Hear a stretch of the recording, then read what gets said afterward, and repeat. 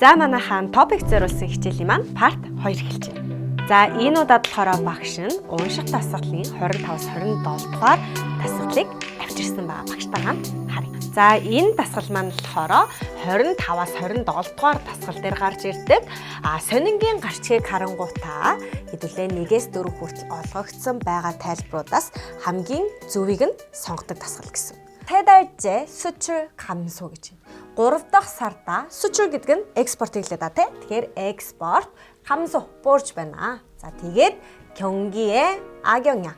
Энэ нь зах зээлд сөргөөр нөлөөлж байна гэсэн ийм гарчиг байна. За тэгвэл яг энийг илүү дэлгэрэнгүй болгоод тайлбарсан байгаа зүйлийг 1-4-ийн хоорондоос сонгочихно гэсэн.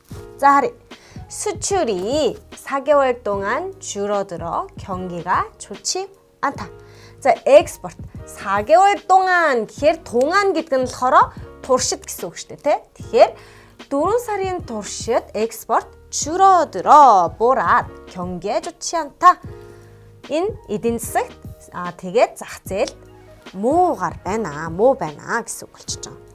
За тэгвэл 4개월 гэж энэ маань болохоор 세 달째 буюу 3 сар гэсэн штэ. Тэгэхээр энэ маань 4 сар гэлцсэн байгаа болохоор энэ маань өөрөө буруу болоо явчихж байгаа. За дараагийнх нь 수출이 4개월. За 4개월 яг адилхан энэ дээр ч гэсэн 4 сар биш юм чинь шууд хасагдаа явчихна гэсэн үг. Заавалчгүй энэ хойдлынхыг нь зөв байна уу, буруу байна уу ойлгох шаардлага байхгүй гэсэн үг болчихж байгаа байхгүй тий. За тэгээд 3-ыг нь харъя да. 수출이 3개월 동안 증가하여 경기가 좋아지고 있다. 인 экспорт 3 сарын туршид 증가하여 өсөд 경기가 좋아지고 있다. ин эдийн засаг энэ зах зээл илүү сайжирч байгаа гэж. За дөрөвдгийг харъя.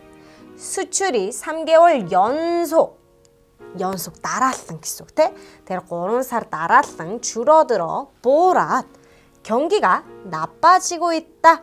ин санхүү энэ эдийн засаг маань муудаж байна гэсэн үг болчихж байгаа. За тэгвэл 3개월 동안 증가하여 гэж. 증가 гэдэг чинь өөрөө өсөх гэдэг утгатай үг байгаа тийм үү? Тэгэхээр 증가하다 болохоор биш аахгүй.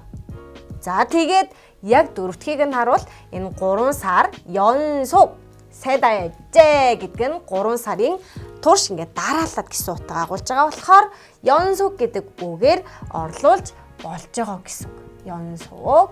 За тэрнийхээ дараа 줄어들어. зүг биш үү те? Энэ 줄어들어 гэдэг чинь агсан шатны үгэн дээрээ 감소 болчихж байгаа гэсэн. За тэгээд 경기 энэ зах зээл 나빠지고 있다. муудаж байна, муу болж байна гэсэн үг. Тэгэхээр 4 нь бидний сонгох ёстой зөв хариу.